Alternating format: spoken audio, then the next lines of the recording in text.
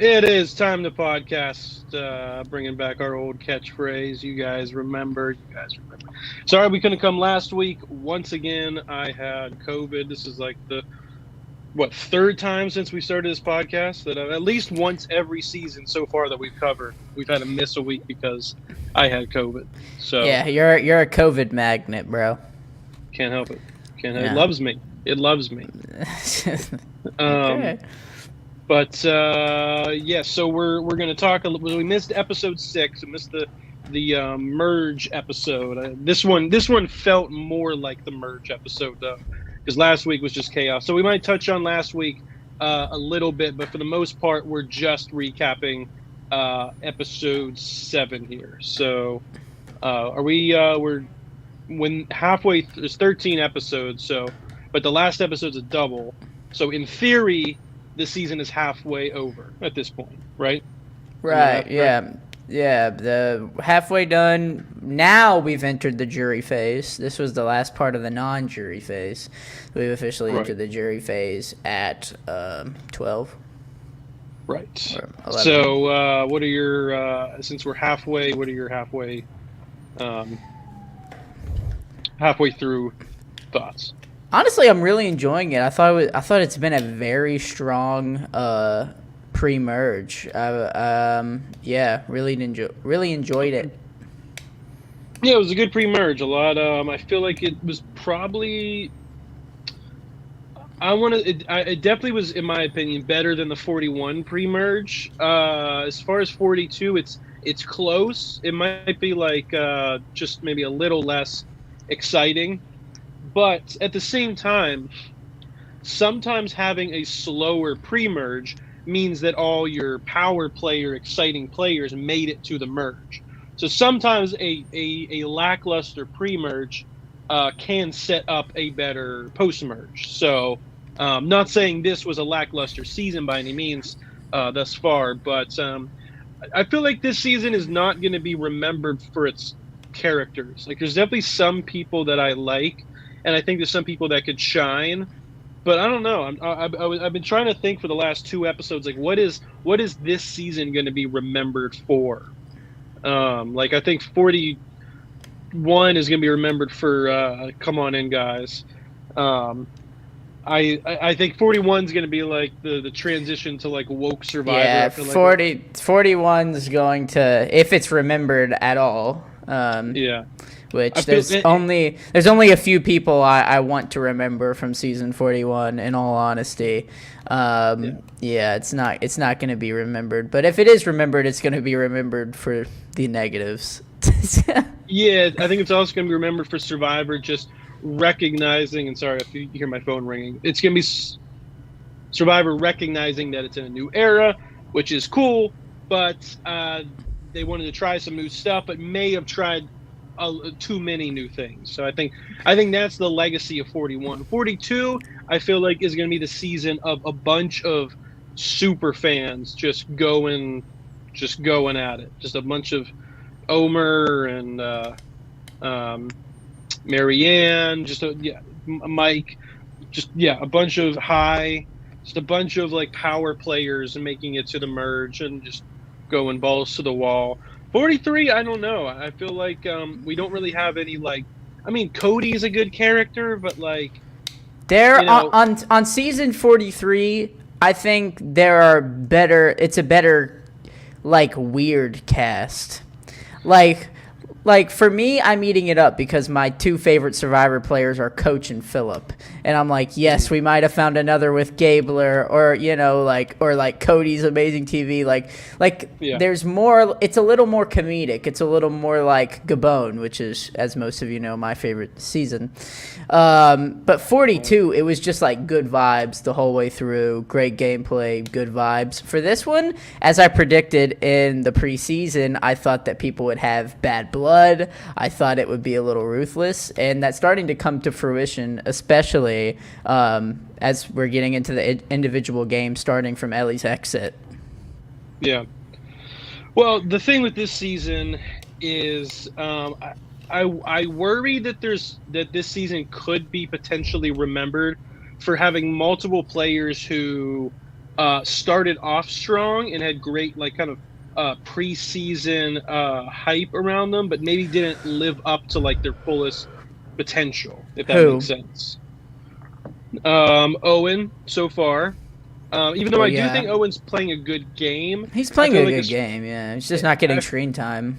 Yeah, I feel like as far as like, so I'm trying to take a picture here for our Instagram, but it keeps getting shit. Here we go. It seems like Owen, he's playing a great game, and I don't think he's a bad player. I just feel like entertainment wise, he hasn't really done much yet. In fact, I feel like some of the players who have been a little more exciting may have gotten voted off. Like Ellie, I feel like brought a little something.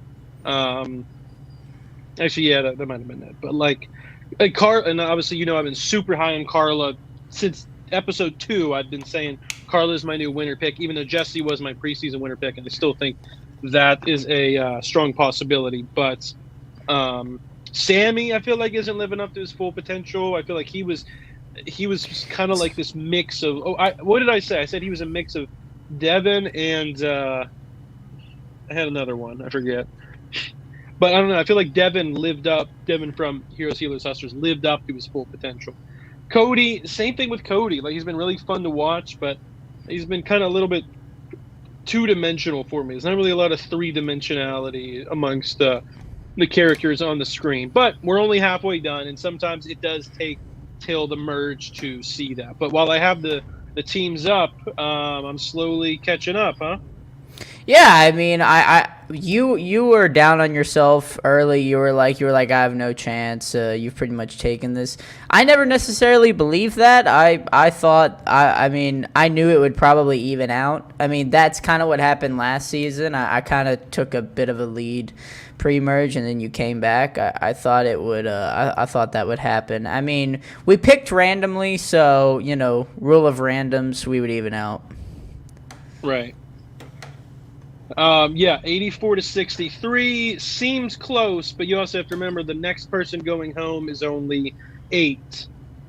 Because there's 8 players left, right? Yeah. So after the next person goes home, there are 9 players left. It will be 1, 2, 3, 4, 5, 6, 7, 8, 9, 10. 11 players left. I'm sorry. But it would be 9 points is what I meant to say. So even if you get the next 2 to go home, I still think you'll be in the lead. So I definitely bridged the gap a little bit. And then again, for people who don't know how we score points, whatever we picked our team, snake picked preseason, whatever place a person finishes in, whatever place a contestant finishes in, the person between me and Gideon who had that person loses the amount of points that they finish it. So if Jesse comes in 8th, I'll lose 8 points because he's on my team. So that is that. Who you feeling less confident, or do you think I was never confident to begin with. Yeah, and the other thing too is it's better. It's not necessarily better to have the winner on your team but I think the 2 seasons we've done this, whoever had the winner on their team did end up winning, right? Both years. Or did you have Marianne last year? No, I didn't. Okay. You wish you did. True. Okay, there we go. I was putting it on our Instagram for our fans. Yes, it's and like we had said before, I feel like that like kind of middle row of X's between NECA, Lindsay, and Justine, we kind of both agree that the winner would probably be someone from the left side, which at this point would be Cody, Noel, Owen, Carla, Sammy, and Jesse. And we didn't really see a world where Gabler, Cassidy, Janine, Ryan, or James won. And honestly, I think that after 2 episodes now since our last recap, I think that is still the case. What do you think? I think Gabler is in my top 3 in terms of chances of winning.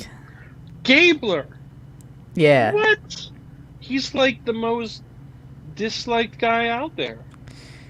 You can dislike him. You can dislike him, but if the jury is going off of strictly gameplay, They won. What gameplay? And he makes it to the end? Bro, Ellie got Gablered. Ellie got Gablered. He's made the biggest move of the season. No, he did not lead. Yes, he has. Yes, he did. I think she was going home either way. If not this episode, the next one.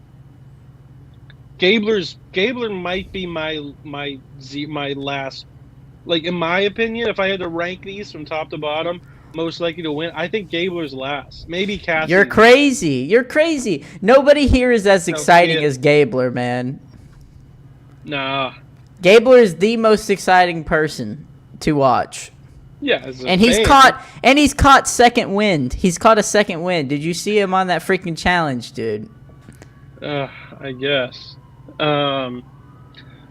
One thing with that I wanted to touch on from episode 6, I did like the point where Ellie discovered that Cody had an idol because he was talking about, oh, we made it out of beads. She was like, oh, that's the beads were from the idol, and I thought that was cool.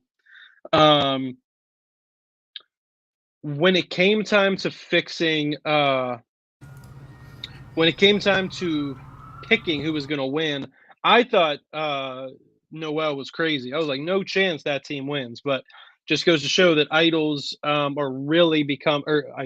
puzzles are really becoming the most important thing in challenges. I would rather be a good puzzle maker and have I'd rather be a great puzzle maker and be bad at balance, be bad at swimming, everything else if it meant I was good at puzzles, because that's really what it's all about now. That was pretty much it from the last episode. I don't think Gabler confronting Janine about her idol in front of Ryan last episode was rough. I mean, it was like, and then Ellie told Gabler that Janine had an idol. Ellie just flamed out so hard, and Ryan suggested that the people at the merge feast, like, oh, we could be the final 7. I was just like, last episode, man, it was, and I know Peridium made a video on it that was like, it might have been the roughest gameplay that he had ever seen from a merge episode. The gameplay's been rough all season. It's been really, really messy. Mostly a lot of super fans this year. I'm so surprised. They freaking suck at the game. I mean, if we were out there right now, I feel like we'd be a little smarter than that. Nobody's hiding their advantages. Nobody is keeping their advantages secret. Not one person, maybe not in the past 3 seasons, has kept their advantages a secret, which is baffling to me. Marianne's second idol. Yeah, that's it, and she won. But that was like a week. It was like a week, yeah. But exactly, but Marianne was smart enough to know to hide an advantage. Like, you should hide your advantages if you're in the position to hide them. James could have hid his knowledge is power, which we'll get to later. Some of these people had the opportunity to try to keep it a secret, but they didn't. They're not playing with their cards close to their chest, and I just think that's really messy. I don't. It doesn't do you any favors to. Right. Your idol should be your last resort. It shouldn't be, something that everybody knows about. Yeah. Carla hasn't completely hid her idol. James knows about it, so even Carla's hasn't. And does Cassidy know about it too? I think so. So definitely. And Ryan. Not Cassidy. I think their entire tribe knows, actually. Yeah. So, the only last thing I wanted to say with last episode was I think Janine's stock went down, but as you see this episode, even though Ellie went home and it was her number 1 ally, I think it was more about breaking them up, and I don't think that Janine is she's not in a great spot, but I don't think she's necessarily in a bad spot. I mean, she's definitely towards the bottom, but I don't think it's as bad as it looks. She's played the worst game out of anybody on the island so far. Which is weird because it seems like she gets it, and she has, like, she's trying. It's not like she's just like, it seems like she's trying. It's just, sometimes you can give it your all and come up short. Well, I mean, she was at least last episode 6. She was kind of like running around, and she was trying to get Vessi. Is it Vessi? Is that she was from to stay together? Baka to get Baka to stay together. So, um, but I was shocked that she didn't play her idol for Ellie. But apparently, I was listening to Dalton Ross's interview with Ellie, and apparently, um, when people were going up to vote, Janine like looked to Ellie and was like, "Do you want me to? I'll play it right now if you want me to." And Ellie was like, "No, I'm fine." So they didn't show that in the episode because I think they wanted it to be like, "Oh my God, Janine made a huge mistake," when really Ellie waved her off. Well, obviously the editors thought one made. I don't think Janine should have played it anyways. I think it was a good move for Janine not to play it for Ellie. I wouldn't play an idol for anybody but myself. Ellie was a shield for Janine. That's about the only good thing that Janine has done is have a shield for her, Right. in Ellie, and she knows that they're gonna take out Ellie before her, and then she has an idol as another buffer. So that's 2 guaranteed votes, and if you feel a little uneasy, I would play that crap. I mean, I could very well see her playing her idol next episode. Yeah. Well, they go back to the island after the vote, and or getting it stolen. Yeah, Janine. Well, now it's gone. Right. What? Her idol is gone now, right? No. Well, because she gave it to Dwight, and Dwight. Yeah, but he. Oh yeah, that's true. I didn't. Because remember, she was like reaching for it in his sock. It didn't look like she ever got it. Oh yeah, I don't know how that works. We'll have to see. I could see. Well, she gave it to him, and he got voted off with it. If you get voted off with an idol, that's it. You can't transfer it back. I guess we'll have to. That'll be touched on next episode. I don't. They might have hid something. I don't know, but I feel like that could be something where they, how like things will happen, and then they'll do like a flashback moment of like the rest of the story. Yeah, Dwight actually gave it to Cody or something. I don't know. Or she managed to get it from his sock before he left. But her face was like, which could have been just shock from Dwight going home and less. Yeah, I mean, she was on the wrong side of the votes again for the second time in a row. Now she's on the wrong side of the votes. She's had about as bad as a first 2 merge episodes as you could possibly have without actually going without home. being voted out. Yeah, your top ally going home both days in a row, and you did have no idea, wrong side of the numbers, and potentially losing her idol, and everyone probably thinks she still has it. What she can do is say, "Oh, I gave it to Dwight last minute," and he everyone's just going to believe that. So she might not have her idol. On top of it, everyone might think she does have, and she's just lying. So she is. If Janine wins, it would be. And somebody opposite her found the knowledge is power. So really, all they have to do is ask if they're really so concerned about the idol, if she has it next episode. My thing is, though, it's like, is she playing so bad of a game that you want to even vote her out anymore? I mean, to me, she's the perfect person to bring to the end because she has sucked so far. I mean, she has played terribly. I wouldn't mind bringing her far.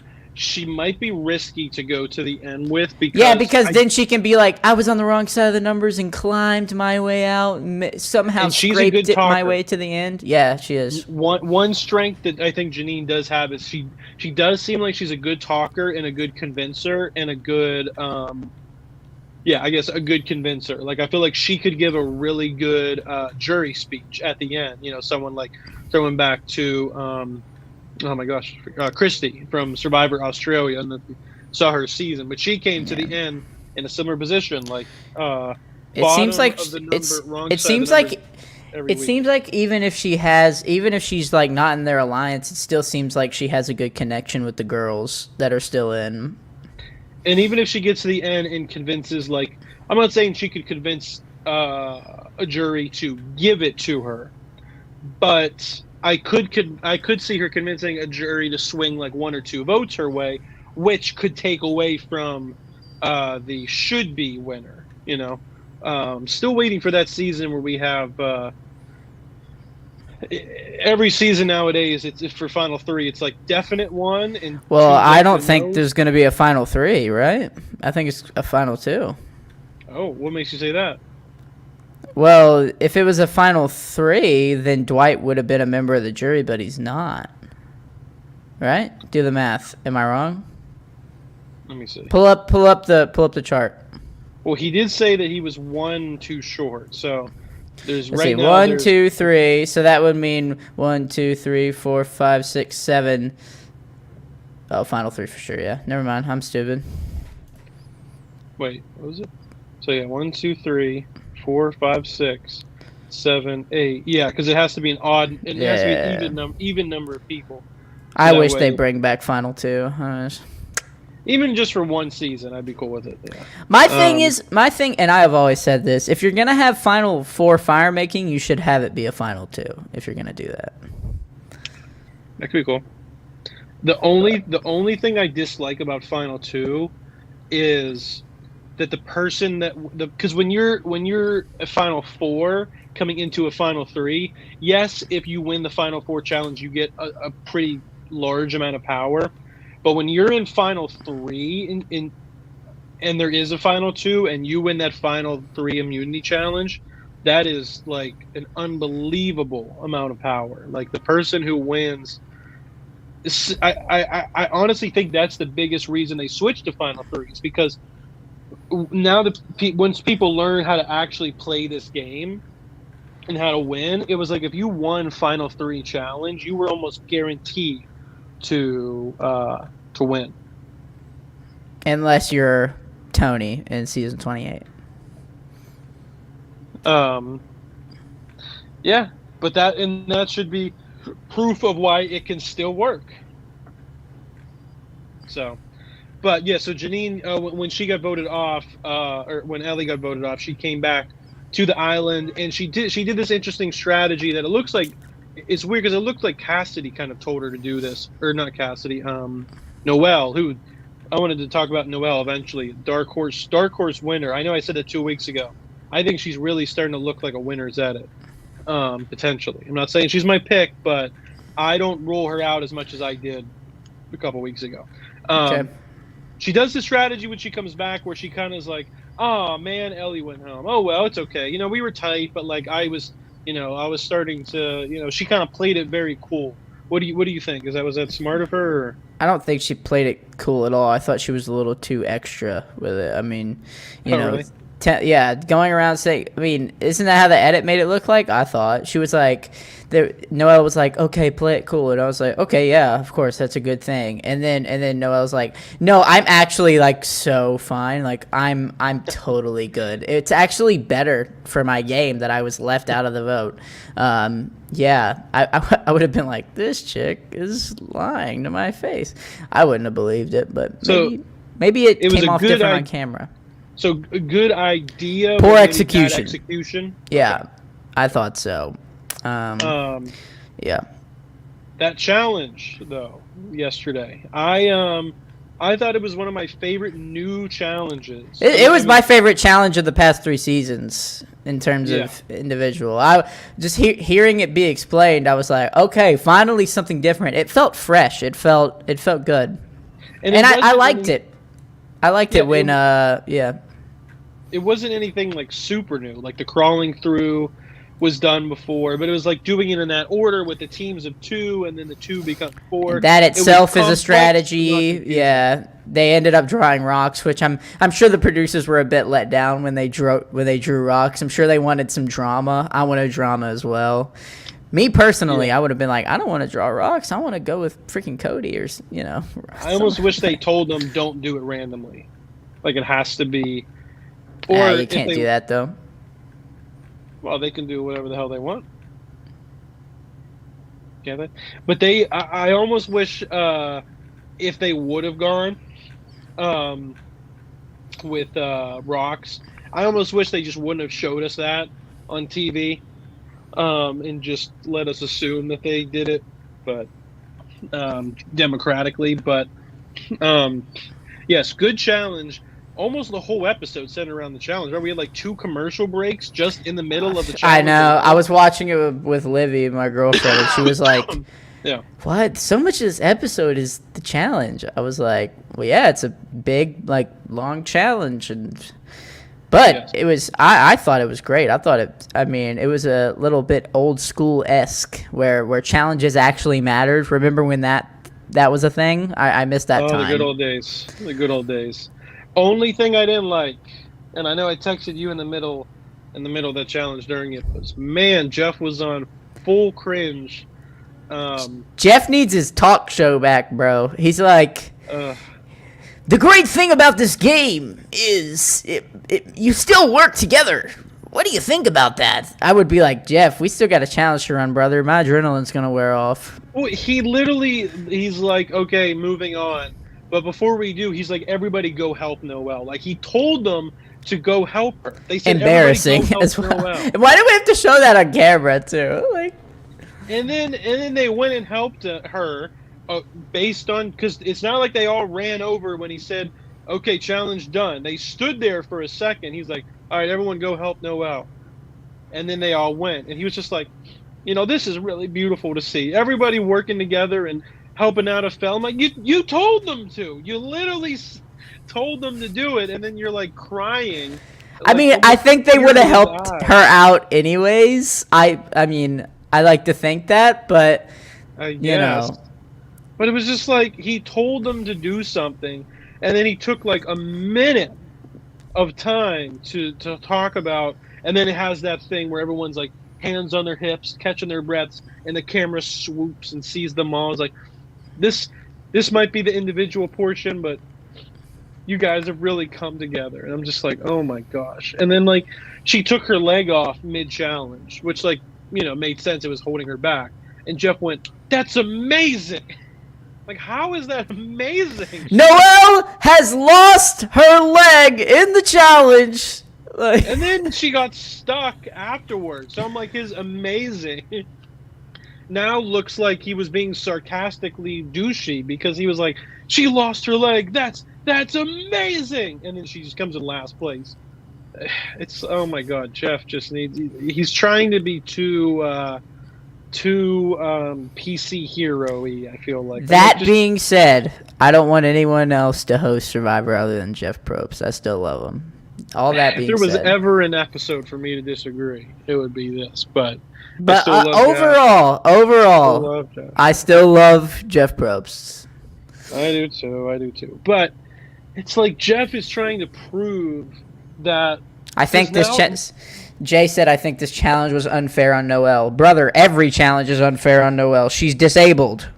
Yeah. I think that in the last 3 years, your show or your platform, whether it be a podcast or a TV show or like a reality TV show or anything that's supposed to promote real life, you either have to go on like one side of things or the other. And it's like, what are you going to be on the good side or the bad side? And Jeff is just trying to hound in on Survivor's good. Survivor's on the good side. We're good. We support everybody. I'm like, Jeff, we know you're a good. No one thinks you're a bad guy. I'm like, I know. You've been in the public eye for over 20 years, and you've never once had a scandal, had like a sexual abuse, anything. Literally, man. I'm like, we love you. Like, you don't have to prove. The more you prove yourself, if anything, the more it's like, why is he trying so hard? Or is he trying to hide? I'm not suggesting anything. I'm just saying, Jeff, you're cool, man. You're in. This is a new time of Survivor. Can I even say the word? Come on in, guys. Like it's one of those moments. If a contestant brings it up and you have to address it based on their, them bringing it into the forefront, that's one thing. But Jeff is initiating things that, in my opinion, don't need to be initiated. Like, if a problem arises, obviously address it. But you don't have to prove yourself as being like woke lord to people that already love and adore you. And I feel like Jeff is beloved by everybody. He's not like, Russell, we're only a certain types of people like Russell, or Ricard, we're only certain types of you either hate or love these people. Everyone's kind of like everyone in a public eye is kind of like hate or love nowadays. But like Jeff is one of those people that it just kind of like how can you how can you hate Jeff Probst, man? I don't. If somebody hates Jeff Probst, I want to meet them and genuinely ask them why. Because like, what has he done? He's just one of those people that it's like, right. How can you hate him? Well, it's like it goes back to the classic phrase: "If it ain't broke, don't fix it." Like Jeff, right. You're not broke. Don't fix yourself. Like what you were doing for 20 plus years was fine. I don't know why he's and again, I'm not referring to the diversity campaign. I'm not referring to that. I'm just referring to the way Jeff talks on the show. It's just been kind of cringy lately, but like takes off her leg. That's amazing. The way he said it. Like, yeah, take a step back, bruh. She lost. She's literally giving her life and limb for this game. I'm like, yo, bruh. Okay. But yeah, this whole episode kind of built around the challenge. Gabler winning. Shocker, huh? I'm not shocked. Well, that man, when he made it to the end, I was like, that man has old man strength. Well, you got to remember, for the past like 3 episodes, every time they show Gabler around camp, he's just like sleeping. He's like laboring to breathe. Like the last 3 episodes. But that's why I'm shocked. Yeah, but and not only did he win, he went longer than anyone else has ever in that challenge. I wish Jeff. I love the fact that Jeff always brings up like when it's a challenge that has been done before, he'll tell you like what the record is or. Yeah, I like that too. He'll never say who it is. No, they do. He does. I mean, sometimes, but sometimes he'll be like, the record is 4 minutes. I'll be like I know for a fact in season like I think it was 41 or 42 when they did the hanging on the thing, the cross, and like when you have to put your back to it. I know he mentioned the Christian. I'm pretty sure. Which wasn't fair because remember the whole thing with that. Yeah. But still. So.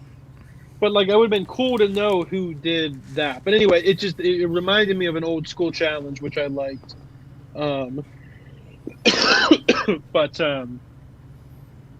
Yeah, if you would ask me pre-game who would have won that challenge, I probably would have said someone like a Cody or like. Yeah, I predicted Cody as well. I predicted a woman if she got to the final 4. But so I was like, I think Cassie has a chance because she's like, skinny and strong, and I even thought Dwight might have a shot, but because something I noticed, Dwight is kind of big. I didn't realize until he's been taking his shirt off this episode, I guess, but he's kind of yoked. I didn't realize that. I thought he was like pretty skinny. So when I saw that, I was like, oh, maybe he has a shot too. He's kind of big. Well, but R.I.P. Dwight. I know that I did say that I've been a little high on Noelle for the last 2 episodes. I do think that once the challenge ended, some of that stock that I had in her went down because she went way too hard for James, in my opinion. When she found out about the knowledge is power, which she wasn't even there for. She heard that through secondary knowledge from Owen. Did Owen tell her? Or no? No, not Cody. I was Owen. Owen? Okay, yeah. Owen told her, and she went and told everybody. I was like, bruh, like, word will spread. You don't need to be the spreader. Well, that's the thing, right? And that's what I always preach about. If you're trying to get something done on Survivor and trying to get a person voted out, it's best to make other people think it's their idea and then just go along with it. But really, you were the one that planted the seed. She was like trying to hammer the seed in everyone's mind, like. Even though you could tell, like, people were kind of like, okay. Like what Jesse did with Cody. Like, Jesse wanted Noelle out, but Cody, his ally, more wanted Dwight out. So he was like, okay, I'm in the driver's seat, but I want to make Cody think he has a say in what's happening. So let's go for Dwight, and it'll still hurt Noelle. Like, and that's why I'm high on Jesse, because he plays like that, and I think that's the kind of mindset you have to win. Yeah. I really think that this could come down to like a Jesse Carla clash because they seem to be. Which is they're allies, but they're allies. Yeah. Which is interesting. I don't think that's gonna last very long. One of them and Jesse probably thinks that he's like he's more knowing than Carla, and Carla probably thinks that she's more knowing than Jesse and has more power. So I think it will be a showdown because they're kind of both. Yeah. Oh, go ahead. No, you go. They're kind of allies. Tell me to think of this analogy. They're almost kind of allies in the sense of like how Stalin and and I guess Eisenhower were allies in World War II because like they needed each other to get far, and they recognized that they were both the two leaders of the two biggest in one case countries, in the other case in survivor alliances. But they knew that eventually they were going to collide, just like the Cold War. But they both need each other to get far because they're both threats, and if they don't work together, then they'll get out early. Both of them probably.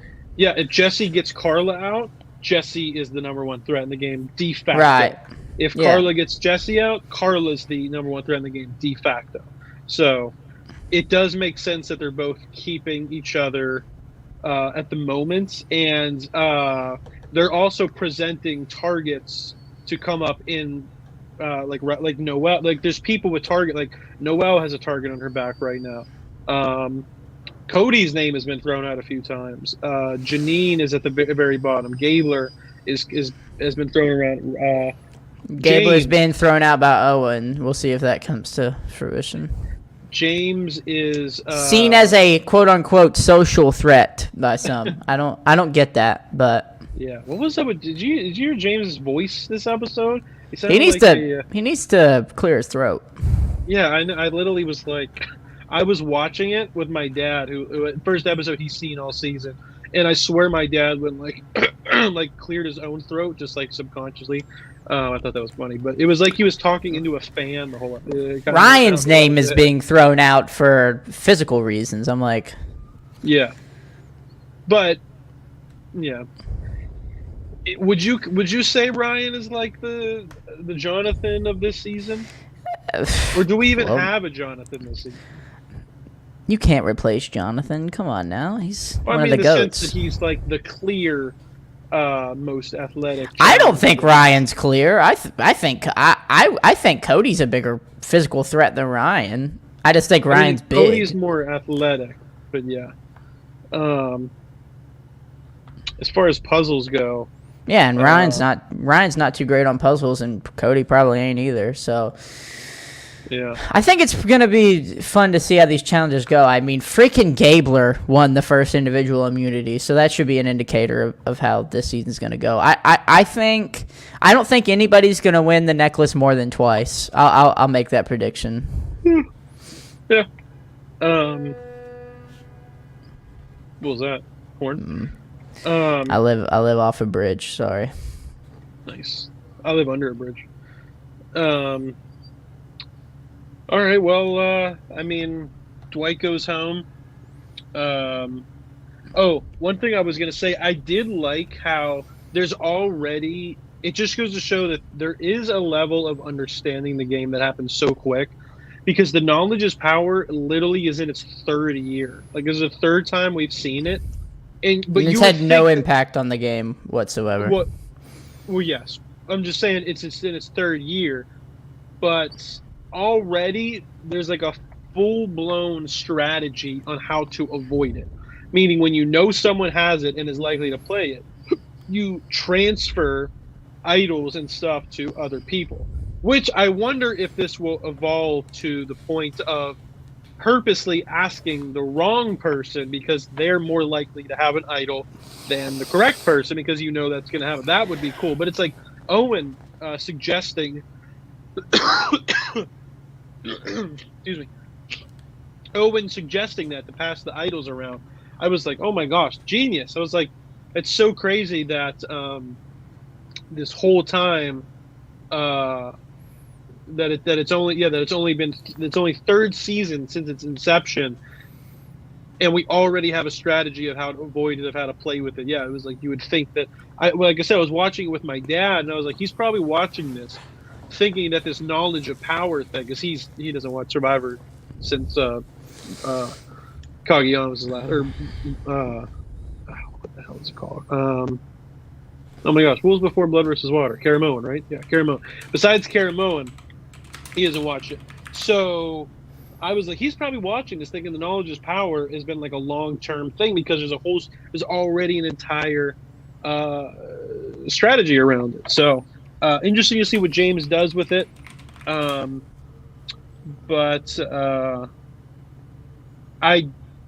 me what you think. So the two people that James told was Cody and Carla, which are the two people that have idols. I mean, he doesn't know about Janine's idol. So was it smart for him to tell the two people with idols that, hey, I have knowledge is power?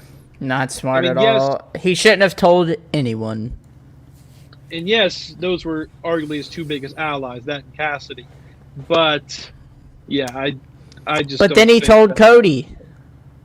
Right. What was the point? Not smart. What was the point of telling Ryan? He has a huge mouth.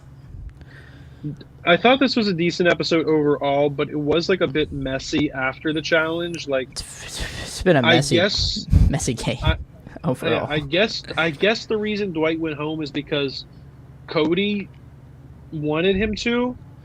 I guess. Like, it was just I personally wouldn't have, but it was just weird that it was like, should we go Janine? Should we go James? And then last second, Cody's like, actually, I think Dwight. And then that was it. It was just Dwight. And they split the vote, which makes me think that the Cody, Jesse, was that it from Vesey? Vesey, yeah. Besides Noel. Oh, I guess Dwight would have been the other one. Yeah, I mean, Cody, I guess, had some feelings towards Dwight because Dwight refused to work with, like, Cody pre-merge. So, I mean, I would understand that. In the same way that I understand Gabler wanting Ellie out because Ellie straight up snaked Gabler a few times on their tribe, and for some reason she was confused as to why he didn't want to work with her. Like, Ellie, you snaked him a few times on your own tribe. Why do you think he's going to work with you? It's, like, kind of the same way, like in a game, if you, like, outright say you don't want to work with someone and, like, are uncooperative, you shouldn't be surprised if they're going to gun for you when they have numbers. Right. Yeah. My thing is, like, it just showed today or yesterday in that episode that Cody and Jesse are, I think, more top spot. Well, what's interesting is it's almost kind of like, you know, that meme where it's like a guy sitting in church, there's like a guy with a gun behind him, then a guy with a gun behind him. Mm-hmm. What's about? It almost kind of seems like Cody is the first guy, and Jesse is the guy with a gun behind him. It's like he was really the one in control of that alliance. But I know that they kind of just said, hey, they probably just walked up to Carla like, hey, I think we're gonna go with Dwight. She's like, okay, cool. Part of me feels like Carla could be doing to Jesse what Jesse's doing to Cody, making him think he's in control at the moment. A little bit of 3D chess there, but okay. Who was your player of the week? Who you got? I have mine, but I mean, my player of the week last week, for the record, would have been Gabler. I just want to put that out there because we didn't get to pick. Last week it would have been Gabler. You should say yours for last week since we didn't get to do a podcast.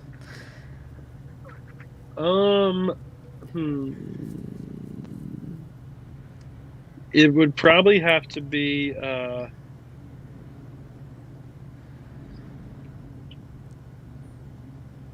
I feel like it's more, for me, it's more so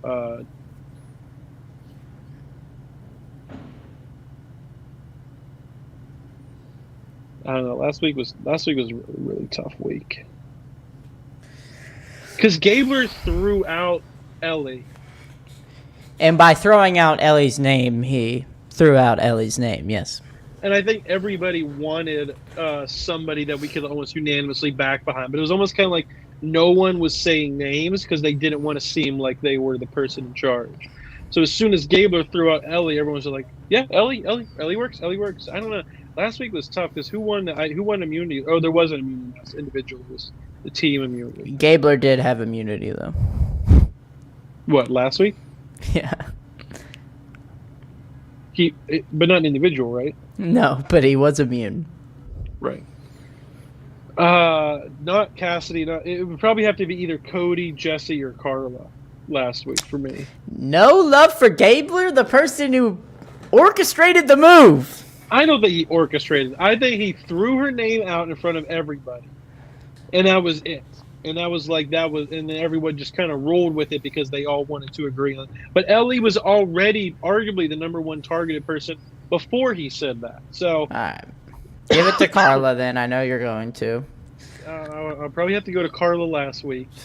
For this week, I'm going to say Jesse. Okay, for this week, I'm going to say Carla.